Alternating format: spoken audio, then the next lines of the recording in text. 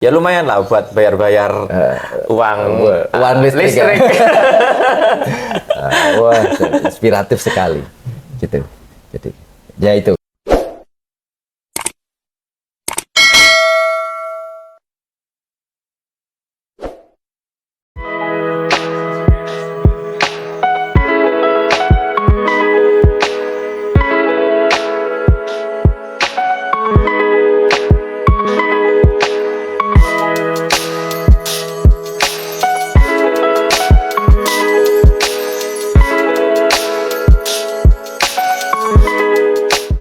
Oke, ketemu lagi dengan saya Robit di Teman Aza. Kali ini kita bertemu dengan Bang Jo.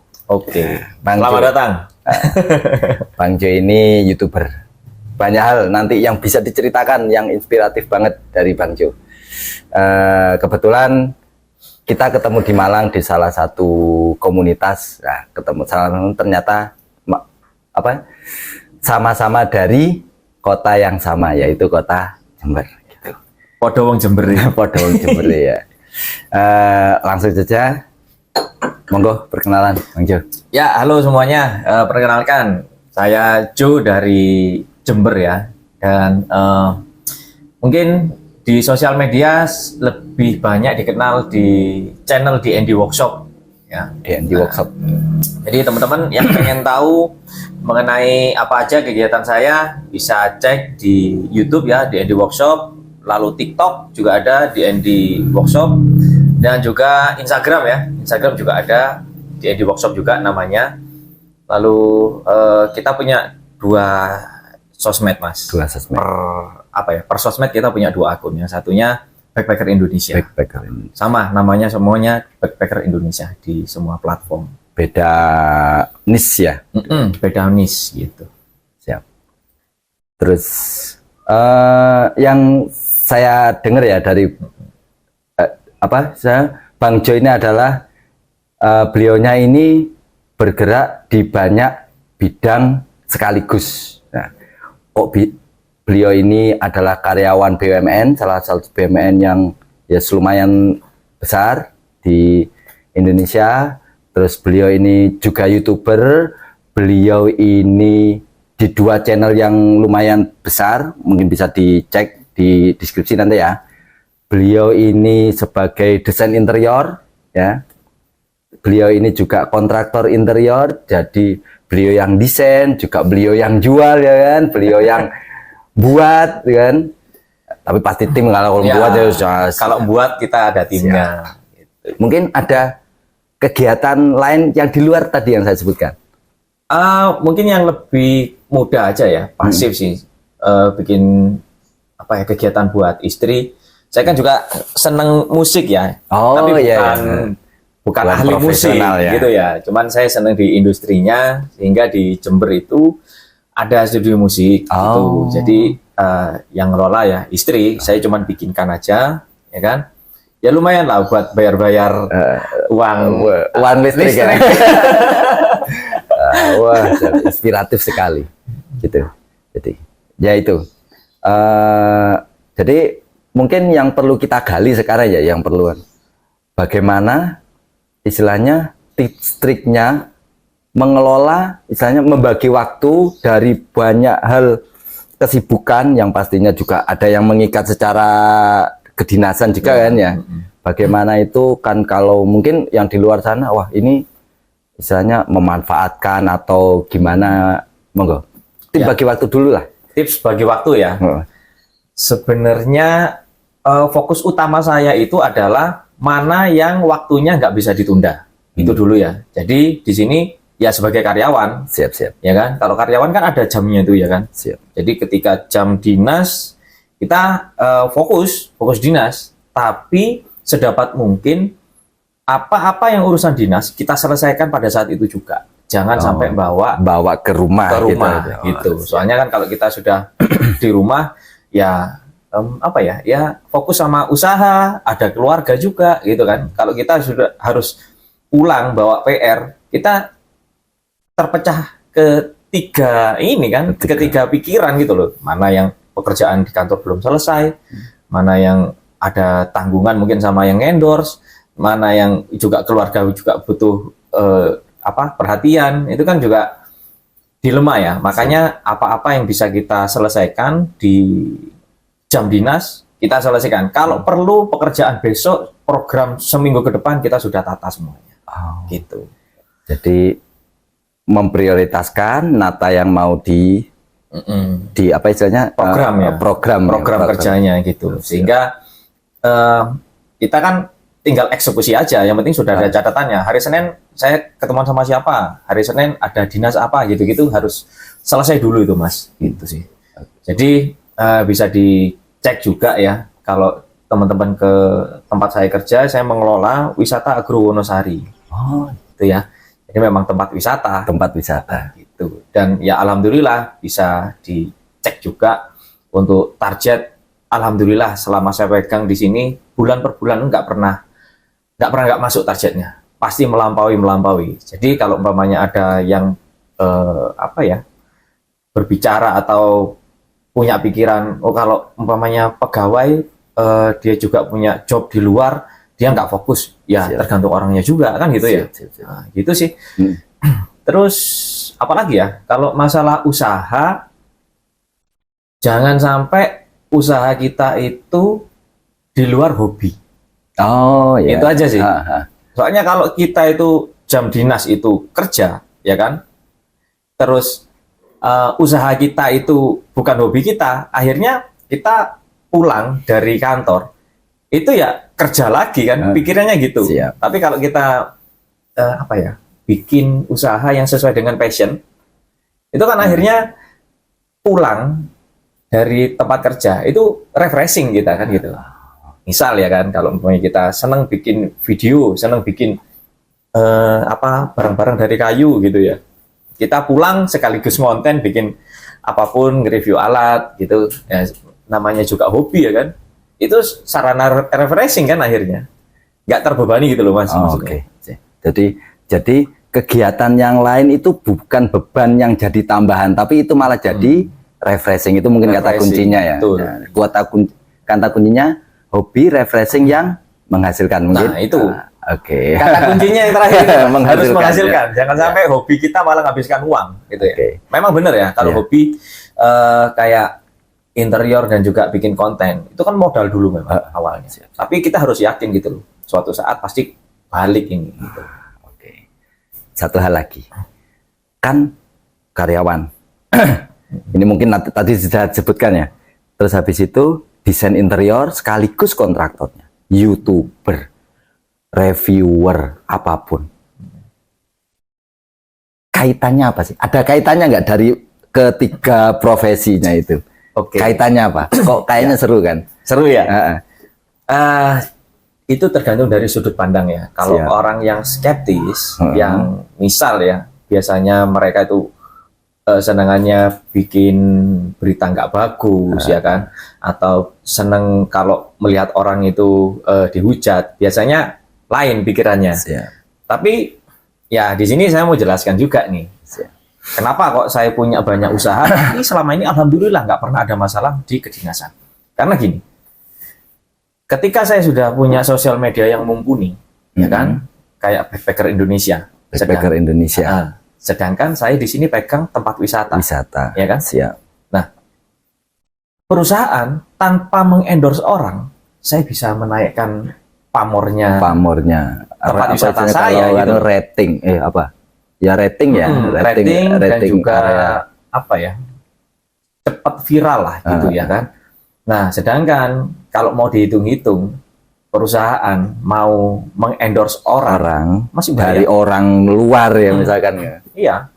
Dan mungkin mereka akan menjelaskan mengenai tempat wisata saya nggak akan sedetail saya, karena saya yang mengetahui dalam-dalamnya kan gitu. Dan program-programnya semuanya tersampaikan di sosial media, dan akhirnya ya jadi sesuatu yang wah gitu loh, ya kan. Dan juga gini, saya juga di teknik kan ya, usaha saya di teknik. Nah, sampai sekarang saya nggak pernah sekaligus ngejob di dalam perusahaan. Justru saya sebagai mentornya karyawan saya, ya ini bisa banyaklah saksinya ya. Jadi selama ini mereka ya sebelum saya datang, sebelum saya pindah ke sini, mereka itu kalau ada berbagai pekerjaan pasti yang ngerjakan orang luar. Oh, di-vendorkan keluar gitu ya? Di-vendorkan. Nah, akhirnya kan saya gini loh, ini kan pekerjaan saya gitu loh, nggak usah di-vendorkan. Sudah, kalian bagian pengadaan cari barang, ini. Cara ngerjakannya saya ajari. Itu yang selama ini saya lakukan, Mas. Jadi, teman-teman yang selama ini kesulitan untuk apa ya, untuk mengupgrade agrowisata gitu ya. Siap. Jadi dengan adanya saya yang sebelum masuk ke agrowisata ini sudah punya skill di bidang interior dan juga kontraktor, saya tidak pernah menggunakan tenaga dari luar sudah. Jadi karyawan yang asli, karyawan agro, bagian teknisi, mereka yang kerja, saya yang mentoring.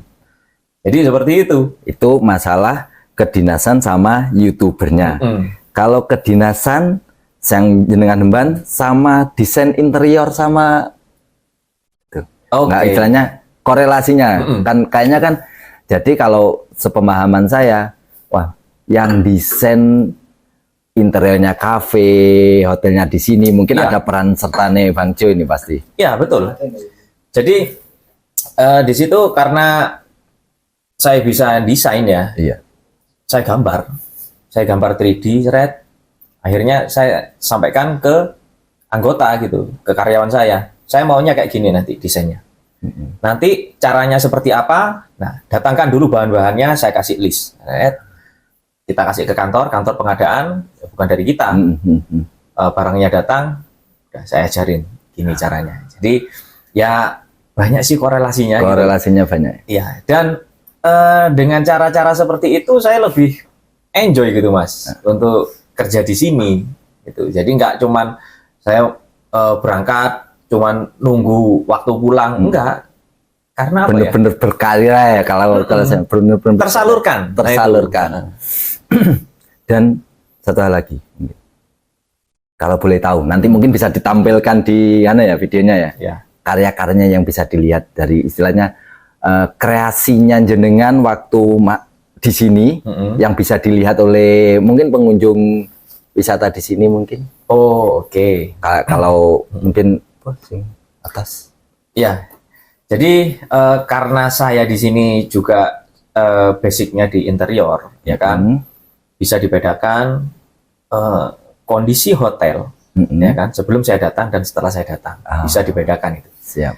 Ya, banyak sekali di situ perubahan-perubahan. Lalu sebagai saya ini YouTuber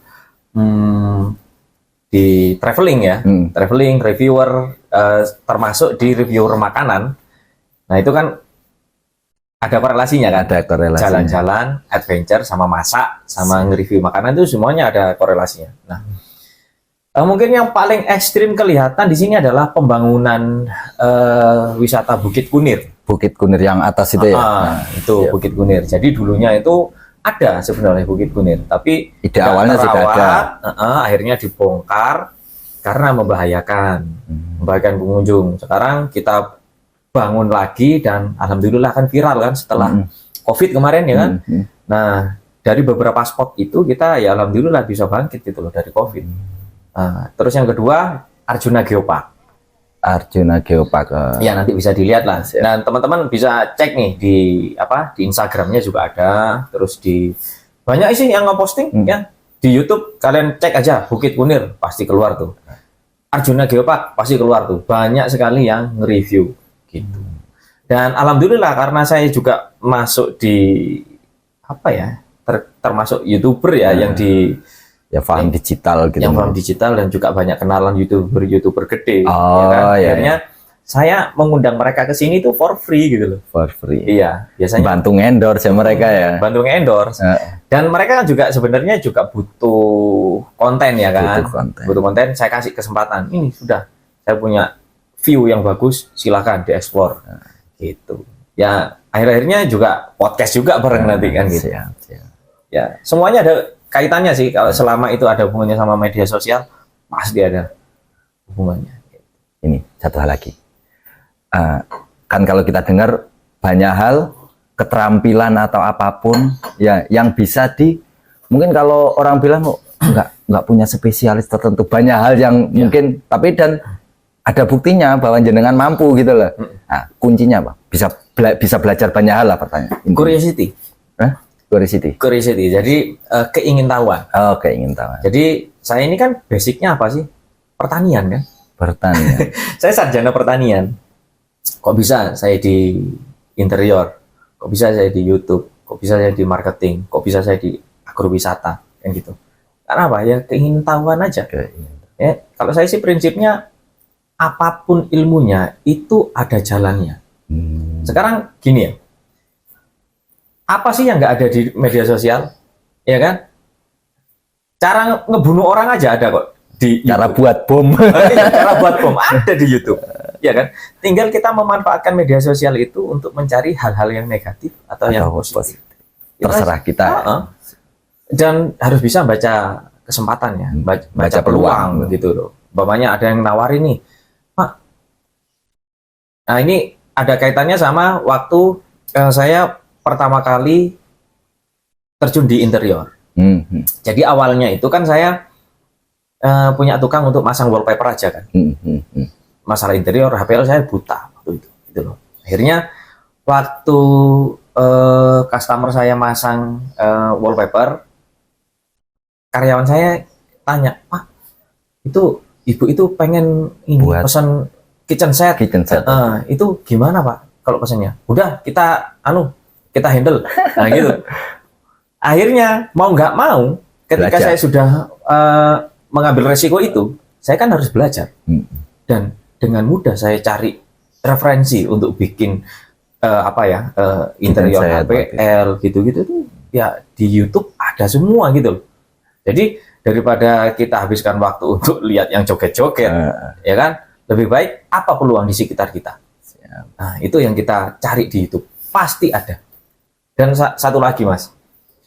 Sudah nggak zamannya kita itu pelit ilmu. Dan juga nggak zamannya lagi kita menganggap orang yang pengen tahu itu sebagai saingan kita. Kalau saya kasihkan semua. Insya Allah. Intinya berbagilah ya. Karena apa? Ketika sudah sosial media ini berkembang seperti sekarang ini, mau kita yang ngasih tahu dia atau orang lain yang ngasih tahu dia lewat YouTube, dia bisa sama-sama dapat kok, ya kan? Daripada dia itu dapat ilmunya dari orang lain. Kenapa kalau kok nggak kita gitu loh? Kalau dia berkembang mungkin kita juga pasti dapat hasilnya, kan gitu, berkahnya secara spiritual mungkin, tapi hasilnya juga sangat mungkin kan? Sangat mungkin secara mungkin peluang kerjasama atau apa gitu. Bahkan banyak ya karyawan-karyawan saya yang dulu kerja di tempat saya, sekarang itu saya dukung mereka untuk buka sendiri. Jadi ketika saya overload, saya lempar ke mereka, gitu loh. Dan saya berani melempar ke mereka karena apa? Mereka itu saya yang didik, saya tahu kualitas pekerjaannya mereka. Nah itu sih Mas sebenarnya. Dengan nggak langsung kita punya beberapa workshop, kan gitu. Kapasitas produksinya otomatis bisa mengikuti kan. Kalau sini sudah overload, tempat kita overload, lempar gitu sih sebenarnya. Ini kalau intinya sekarang peranan sosial media untuk meningkatkan usaha terutama di bidang interior gitu gimana mungkin? Nah ini menarik ini. Kemarin juga Mas Yoyo ABS juga. Yoyo ABS Sidoarjo ya? Surabaya, iya, Sidoarjo. Itu nanyakan masalah itu juga. Jadi teman-teman yang berkembang di YouTube itu kebanyakan mereka itu nge-YouTube dulu. Nge-YouTube dulu baru melihat peluang gitu. Nge-YouTube dulu, nge-review alat ya kan. Habis itu melihat peluang. Oh iya, alat-alat saya ini yang banyak ini bisa nih buat buka usaha interior. Nah, bedanya kalau saya kebalikannya. Usaha interior dulu baru nge-YouTube. Saya nge-YouTube baru pas COVID kemarin. Pas WFH itu udah nggak ada kegiatan, ya udah iseng-iseng nge-review apa? Nge-review alat-alat yang diminta sama tukang saya. Pak, saya butuh gerenda ini Pak, rusak ini. Oke. Nah, iseng-iseng kan. Gerenda udah di tangan nih. Udahlah, kita review lah ala-ala gitu ya kan. Ternyata setelah kita review, kita kasihkan ke tukang kita. Videonya saya upload di YouTube, nggak saya cek Udah, habis itu minta bor gitu. Saya review dulu, saya kasihkan mereka. Akhirnya setelah 6 bulan saya cek, loh, kok banyak yang subscribe dan sudah hampir mendekati monetisasi. Akhirnya lebih semangat lagi di situ. Dan ketika YouTube itu berkembang, justru konsumen lebih percaya daripada Instagram. Karena Instagram itu kan foto-foto dulu ya. Foto-foto dulu. Dulu ya. Kalau pas masih di sebelum 2019, itu kan foto Instagram. Sebelum mereka tarung sama yang baru TikTok gitu ya. Kan mereka belum bikin reels, belum bikin shorts gitu itu. Kan foto fokusnya. Nah, di foto itu kita sebagai owner itu pasti akan ambil angle yang bagus. Angle yang paling bagus lah menurut kita. Bahkan perlu diedit-edit. Perlu diedit. Kalau ada yang cemot ya diedit gitu kan ya. Tapi kalau di YouTube kan nggak bisa. Natural, sangat kelihatan. Aslinya mungkin kita habis nge-review kitchen set ya sudah kita di syuting gitu ya. Kita review kitchen set kita. Nah, itu lebih informatif dan lebih jujur sehingga orang-orang itu lebih mudah untuk order ketika melihat pekerjaan kita di YouTube. Belum lagi pertimbangan mereka mengenai penipuan sekarang ini. Ya kan? Kalau kita punya subscriber banyak dan konsumen itu melihat ini udah dari YouTube kan sudah dapat cuan lumayan gitu loh. Nggak mungkin lah kalau saya order ke dia nipu saya. Karena lebih terjamin kan. Brand apa istilahnya? Personal brandingnya kan terbangun, jadi kepercayaannya otomatis terbangun. Beda kan sama Instagram ya. Kalau Instagram kan nggak ada endorse kan. Endorse-nya ada tapi nggak ada AdSense-nya. Dia kan nggak digaji bulan. Nggak ada hasil yang secara langsung dari uploadannya itu. Gitu. Sehingga banyak yang beli akun Instagram ketika dipakai buat nipu, dia tutup akunnya, yang penting dia dapat cuan. Tapi kalau di YouTube kan nggak bisa. Kita nggak bangun YouTube itu ya tahunan, dan ketika subscriber kita banyak, video kita banyak, itu kan aset sebenarnya, aset kita. Nah, orang lebih percaya itu gitu loh. Nggak mungkin YouTuber ini akan nipu saya gitu loh. Kalau kemungkinan pendapatan dia dari YouTube lebih besar daripada kalau melayani kitchen set. Nah, kan gitu. Seperti itu sih, Mas. Sebenarnya lebih trusted gitu loh. Selanjutnya, ini mungkin tadi sudah sedikit dengan kunci suksesnya menjalankan beberapa profesi dalam satu waktu lah ya. Jadi itu gimana? Kunci suksesnya? Ya, passion. Kita pilih kegiatan apa yang sesuai dengan passion kita. Jadi ketika kita habis kerja pulang gitu, bukan melakukan tugas yang baru, tapi apa ini? Refreshing di hobi kita. Hobi yang baru dan menghasilkan. Itu sih. Pertanyaan terakhir. Karyawan BUMN, YouTuber, desainer interior, desainer kontraktor, apa lagi? Band di rumah ya? Ya, ada studio musik. Dari 5 itu yang hasilnya paling banyak. Gini, termasuk kenapa saya bikin 2 channel YouTube ya. Ya. Jadi gini, ini sedikit trik juga ya, nggak apa-apa saya bagikan ke teman-teman semuanya. Kalau channel saya yang tutorial itu akan dinikmati orang ketika orang itu punya waktu luang, ya kan, pulang dari kantor atau pas di jalan, pas di kereta atau di mobil waktu perjalanan pulang, itu mereka punya waktu untuk lihat itu, ya kan. Dan sampai rumah ketika sudah selesai sama keluarganya, dia belum bisa tidur, ya sesuai dengan hobinya mereka kan gitu ya.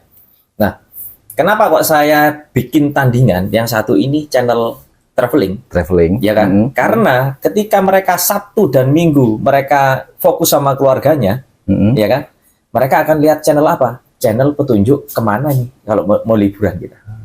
Jadi trennya setiap Sabtu dan Minggu yang namanya channel tutorial itu pasti turun, ya kan? Yang naik itu channel explore tadi. Gitu. Jadi jangan sampai kita menaruh satu telur di satu keranjang. Itu sih. Jadi kalau ada yang turun, ya kita bikin suatu usaha di mana kita harus tahu gitu loh. Orang itu usaha kita turun itu kenapa gitu loh. Nah, kita tangkap nih turunnya di sini apa? Ya segitulah. Pokoknya kita harus pintar-pintar baca. Pertanyaan bukan gitu. Apa itu? Paling cuan paling banyak itu loh yang mana? Saya sebenarnya nyelimur di barusan ini. Aduh, nggak mau jawab. Nggak mau jawab teman-teman. Ayo. Jawab nggak ya? Tetap lah ya sih. Di BUMN lah. Oh, wah. Di BUMN. Cuman kenapa kok saya tetap fokus untuk usaha yang lain? Karena di BUMN kan juga ada masa tugasnya.